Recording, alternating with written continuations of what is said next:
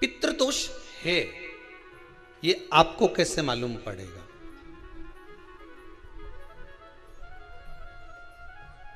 पितृ भूखे हैं, इसका तो वर्णन हमने पहले कर दिया कि रात्रि को जब आप सोने के बाद में 1-1.5 घंटे बाद अगर आपकी नींद खुल जाए, 1 घंटा 1.5 घंटा आप सो लिए, उसके बाद जो नींद खुली तो 1-1.5 घंटे तक अगर आपको नींद नहीं आ रही है, रात्रि को सोने के बाद में 1 घंटे बाद जब उठे तो आपको प्यास लग गई,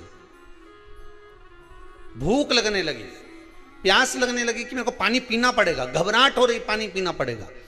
1-1.5 घंटे सोने के बाद अचानक नींद खुले और आपको प्यास लगे, समझ लेना आपके पितृ भूखे हैं और प्यास है।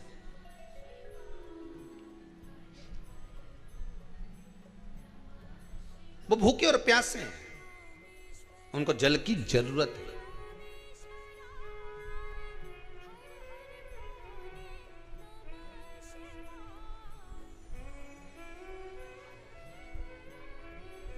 किसी भी नदी में, सरोवर में, कुंड में, बावड़ी में, तालाब में, आप तीर्थ में जाकर जब स्नान करते हैं तो स्नान करने के बाद एक काम का नियम बना लो कि अपने हाथ की अंजलि में जल लेकर अपने पूर्वजों को देना है।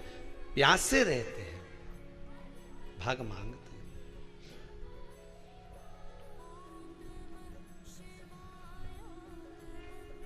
भाग प्राप्त करना। 3 वृक्ष पितरों के तुल्य हैं। नैमिषारण्य की कथा में भी कहा था 3 वृक्ष पितरों के तुल्य हैं। पहला पीपल, दूसरा बट वृक्ष, तीसरा बेलपत्र का वृक्ष। ये पितरों के तुल्य हैं। अगर आपको रात्रि में नींद नहीं आ रही है, ऐसा लगता है कि रात्रि को 1 घंटा 1.5 घंटा सोने के बाद कुछ गलत गलत विचार आने लगते हैं, नींद सुबह 3 बजे तक 4 बजे तक नहीं आती, 4 बजे के बाद फिर नींद आती है, तो एक प्रैक्टिकल जरूर कर देखना। एक प्रैक्टिकल करने में क्या जाता है, प्रयास करने में क्या कुछ जाता है क्या? प्रैक्टिकल कर देखना कि कहीं सियोर वाला महाराज झूठ तो नहीं बोल रहा, तो प्रैक्टिकल करने में कुछ नहीं जाए। 1 लोटा पानी लो, उसमें थोड़ा सा कच्चा दूध डाल लीजिए, श्राद्ध पक्ष चल रहा है, बेलपत्री का पेड़ या पीपल का पेड़ या बट का पेड़, इन पेड़ के नीचे ले जाकर उस दूध को दोपहर में सुबह 10 बजे से लेकर 12 बजे के बीच में ले जाकर चढ़ा दीजिए। रात्रि को फिर ना आपको प्यास लगेगी ना भूख लगेगी, नींद एक बार लगी तो सुबह ही खुलेगी। प्रैक्टिकल करने में क्या जाता है? पानी डालने में तुम्हारा कुछ जाएगा? अरे बोलो तो सरी, हमें 10 रुपया का दूध जरूर उसमें, और तुम इतनी चतुर हो, इतना सारा दूध थोड़ी डालोगी, तो 2 चूल्हे डालोगे। कहाँ तुम इतना डालने वाली हो? है?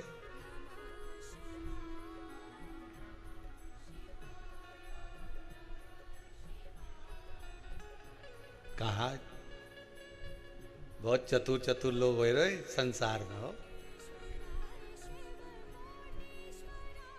भले पूजन पाठ नहीं करे, पर कहीं का एकदम मिलने आ जाए ना, क्या अम्मा जी है क्या पाठ कर रही है, फिर वो भी बैठ गई तुरंत, अभी तो सोई थी,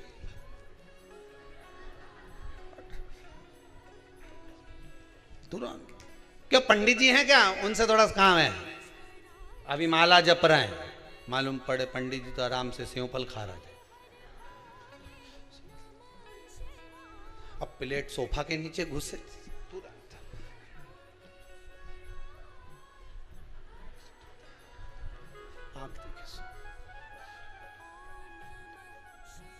प्रैक्टिकल करने में क्या जाता है? कुछ भी नहीं बिगड़ेगा, ये तो बस जल डालोगे तुम्हारा ही कुछ अच्छा हो सकता है, बाबा की कृपा है।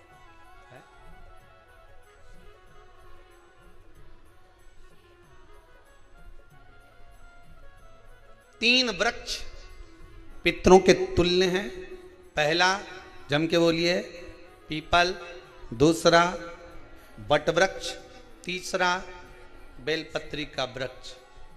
3 पीपल के वृक्ष में 52,000 ब्राह्मण एक साथ निवास करते हैं, इसलिए पितृतुल्य है। बट वृक्ष ब्रह्मा जी के मस्तक से बना, इसलिए पितृतुल्य है। और बेलपत्री का वृक्ष माता पार्वती जी के अश्रु से बना। जब आंसू गिरे थे माता जगत जननी जगदम्बा पार्वती के, उस समय पर पितृलोक में हलचल उत्पन्न हो गई थी। हमारी नातिन की आंख में आंसू कैसे आ गए? मैनावती की पुत्री है,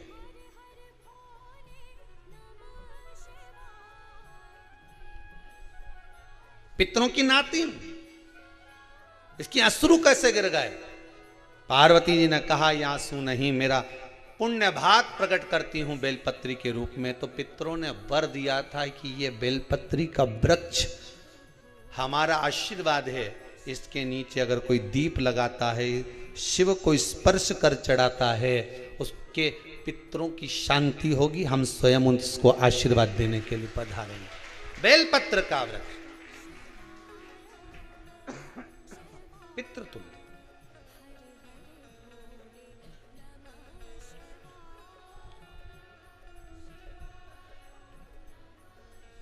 तो रात्रि को अगर भूख लग रही है, प्यास लग रही है, तो पितृदोष। दूसरा पितृदोष का लक्षण बताया, घर में कोई शुभ कार्य ना हो, वंश की वृद्धि ना हो। 1 रुपये कमाओ, 1.25 रुपये खर्च हो रहे हैं, पैसा 10 जगह से कमाई आ रही है पर घर में टिक नहीं पा रही है, आया गया, पितृदोष। जरा सी कटोरी पड़ी है, उसके पीछे विवाद चालू हो जाए, पानी ढुल गया, उसके पीछे विवाद हो जाए, या छोटी छोटी बात में घर में क्लेश मचा हुआ है, पितृदोष है। समझ लो हमारे पूर्वज हमसे खुश नहीं, प्रसन्न नहीं। कोई कहता है गुरुजी श्राद्ध बड़े बेटे को करना चाहिए कि छोटे को करना चाहिए?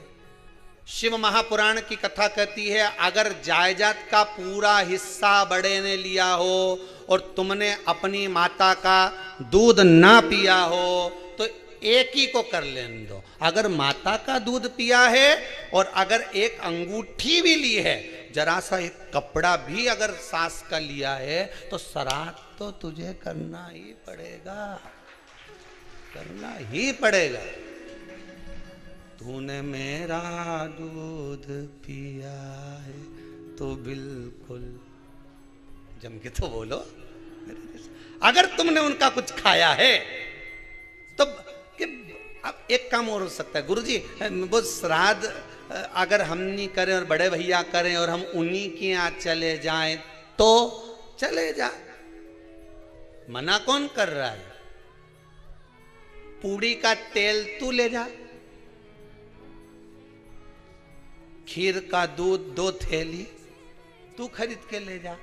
जितना वहां वो सेवा करे उतनी सेवा तुम करो। गलत है क्या? जायदाद का भी तो हिस्सा किया था। सुई की नोक के बराबर नहीं धुआं ने, ईंट इधर खसकी है तो हमारी इधर खसका दीजिए। हमारी बसियत में इतना लिखा है तो फिर बसियत में ये भी लिख के जाना चाहिए था। मैं तो क्यों सबके, तुम डरो मत ही रहे एक भी। जब छोरा छोरी के जब सब सामान, प्रॉपर्टी दो ना, जमीन दो ना, जायदाद दो ना, सारा सामान छोरा छोरी के दो, तो उनके लिख के भी जाओ कि हमारी श्राद्ध कर दे अच्छे से, नहीं तो भूतड़ी बन के सताऊंगी।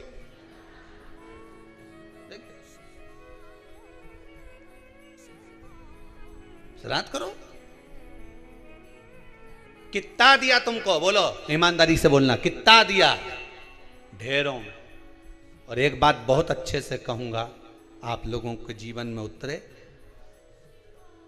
अगर मायके में भाई, मायके में भाभी, मायके के लोग अगर आपके माँ बाप का श्राद्ध नहीं करते हैं तो बेटी भी अपने माता पिता का श्राद्ध कर सकती है। उसने भी दूध पिया है अपने माता पिता का,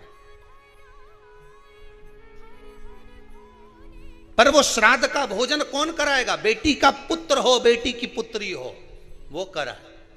और नाम वो नाना नानी का ले ले, करे। अगर वो नहीं कर रहे हैं, वो नहीं संभालते, वो नहीं जानते, तो आप करो, करे। 2 भाग होते हैं। जब एक रोटी गाय के मुख में दी जाती है गाय के मुख में जब हम रोटी देते हैं, एक रोटी जब देते हैं, या तो गाय के मुख में 16 श्राद्ध में जब रोटी देते हैं तो रोटी को बीच में से तोड़कर, रोटी का जो भाग होता है उसको, मतलब ऊपर से फुलका का परत नहीं निकालना है, रोटी जो सीधी सीधी है ना, जैसे ये रोटी है तो इसको बीच में से तोड़ लिया, 2 भाग विभाजित कर लिया, नीचे वाले भाग में भी थोड़ा सा गुड़ शक्कर रख लिया, ऊपर वाले भाग में भी गुड़ शक्कर रख लिया, एक के ऊपर एक रोटी को रख लिया, वो गाय को दी। तो अपन श्राद्ध पक्ष में 2 पूड़ी का प्रमाण है कि गाय को 2 रोटी दी जाती है, कुत्ता को 2 रोटी दी जाती है। 2 पूड़ी रख के देते हो, नहीं देते? आप लोग तो देते होगे, 2 पूड़ी के ऊपर पूड़ी रखकर, थोड़ा सा मीठा रखकर, नमकीन रखकर, कुत्ते को भी देते, 2 पूड़ी तोड़कर कागा को भी देते। 2 पूड़ी का प्रमाण कहां से आया? 2 भाग रोटी के टुकड़े का प्रमाण कहां से आया? श्राद्ध पक्ष में ही ऐसा क्यों किया जाता है? बाकी के समय पर तो कोई ऐसा 2 पूड़ी का प्रमाण ही नहीं, पर श्राद्ध पक्ष में ये क्यों कहा जाता है कि पूड़ी के ऊपर पूड़ी रख दे, उसमें मीठा रख दे, खीर शक्कर रख दे, गाय को दिया, कुत्ते को दिया, कागा को दिया, ऐसे क्यों कहा जाता है? उसका कारण क्या होता है? उसका केवल एक कारण है, जो नारी ने भोजन का निर्माण करा है, जो घर की बहू भोजन बनाई है, जो घर की बेटी ने भोजन बनाया है, घर की माता ने भोजन बनाया है। महाराज, पिता पुरुष एक कुल को तारता है, बेटी 2 कुल को तारती है। जब श्राद्ध पक्ष में 2 भाग रोटी के कर कर गाय को देती है तो 1 भाग तो उसके ससुराल वालों को मिलता है।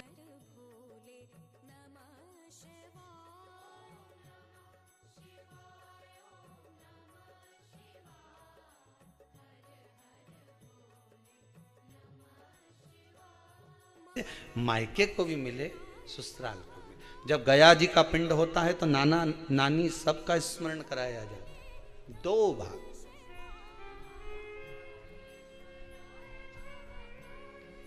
पुण्यता प्राप्त। अब लोगों को मालूम तो है नहीं कि 2 पूड़ी क्यों रखते हैं, उसका कारण वर्णित है शास्त्रों। दोनों पक्ष तारने के लिए, दोनों पक्ष का स्मरण कराने।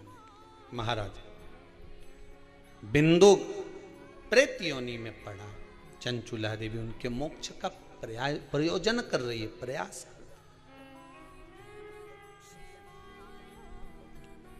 क्या करा जाए कि इनको मोक्ष मिल जाए?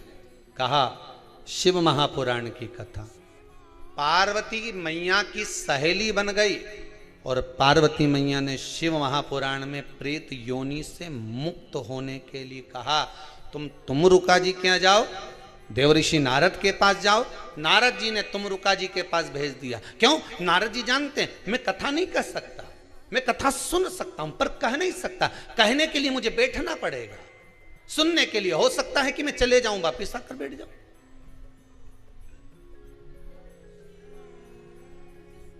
तुमरुका जी से कहा कथा कह दोगे? हाँ, कहने में क्या दिक्कत है? मेरे पति को प्रेत योनि से मुक्त करना है। तुमरुका जी बोलते हैं केवल तुम्हारा पति प्रेत योनि से मुक्त नहीं होगा। तुमरुका जी ने शिव महापुराण में कहा, सुनो चंचुला देवी, केवल एक व्यक्ति शिव पुराण से नहीं तरता, इस बिंदुक जैसे ना जाने कितने प्रेत इस वायुमंडल में घूम रहे होंगे, ना जाने कितने पितर, ना जाने कितने आहूत, ना जाने कितने वासुक इस वायुमंडल में घूम रहे होंगे। तुम्हारा पति तुमको दिखा नहीं, तुम्हारा बिंदुक तुम्हें कभी नजर आया नहीं, फिर कारण क्या था? बस मन में शांति नहीं है। घर में सारा सुख है पर हृदय में शांति नहीं, समझ लो पितृदोष है। क्या करा जाए? फिर क्या करोगे? महाराज, हृदय शांति, हृदय केवल एक अकेला बिंदुक शिव महापुराण की कथा सुनकर नहीं तरेगा। तुमरुका जी कहते हैं जिस समय पर मैं शिव महापुराण की कथा कहूंगा, सुनो चंचुला देवी, इस संसार के इस भूमंडल पर मृत्यु लोक में जितने भी जीव इस संसार सागर में भटक रहे होंगे, शिव महापुराण की कथा सुनकर वो भी तर जाएंगे। ये अकेली बिंदुक को तारने वाली नहीं है। इस मृत्यु लोक में जो विराजमान, आज भी नियम है महाराज, श्राद्ध का भोजन टेबल पर नहीं कराया जाता। श्राद्ध का भोजन ब्राह्मण को कुर्सी पर बिठाकर नहीं कराया जाता। श्राद्ध का भोजन किसी जाता। श्राद्ध का भोजन आज भी प्रमाण है कि ब्राह्मण के लिए भूमि पर आसन लगना चाहिए और जमीन पर बैठकर कराना चाहिए। तब क्यों? क्योंकि इस भूमि पर बैठकर जब भोजन कराएंगे, इसी भूमि से ना जाने कितने पितृ गए, कितने तर्पण हुए, कितनी तिलांजलि हुई। इसी भूमि से, इस रज से, इस कण से ना जाने कितने जीव चल गए। अब लकड़ी पर या टेबल पर या कुर्सी पर बैठकर ब्राह्मण को भोजन कराने का प्रमाण नहीं है। अब आपका फैशन ज्यादा हो गया तो बात दूसरी है। पंडित जी ऊपर बैठ के खा लोगे क्या? पंडित जी तो बोल देंगे अच्छा है, खिला दो।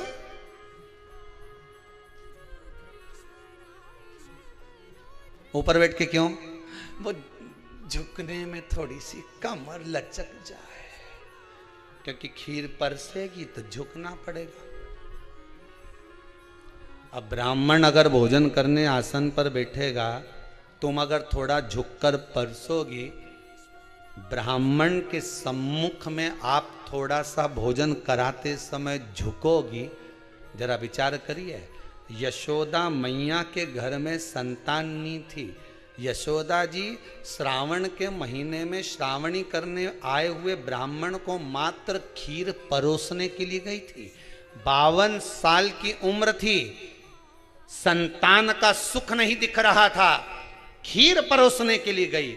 उतनी देर में ब्राह्मणों ने देखा इनके घर में संतान नहीं है, पुत्र भव कह दिया। और यशोदा जी के पति श्री नंदराय जी कह रहे हैं कि बाबा मैं 60 का, ये 55 की, बाल हो गए धोले, और तुम कह रहे हो पुत्र होगा। कहां से होगा? ब्राह्मण कहते हैं ब्राह्मण जब भोजन करता है, भोजन करते समय जब वर देता है, वो वर गलत नहीं हो सकता, कहीं से भी आएगा, पर छोरा तो आएगा। और आया, कहीं से भी आया, पर पुत्र आया, क्योंकि आशीर्वाद दिया था। श्राद्ध पक्ष का भोजन टेबल पर नहीं, कुर्सी पर नहीं, श्राद्ध पक्ष का भोजन ब्राह्मण को आसन लगाकर जमीन पर कराना चाहिए, भूमि पर।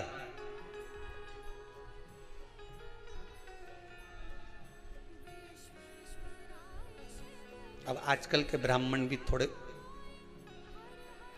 नीचे,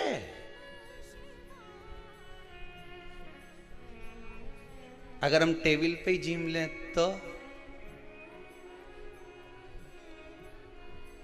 जी क्या जी बोले भी तो क्या बोले, तुम ही बताओ।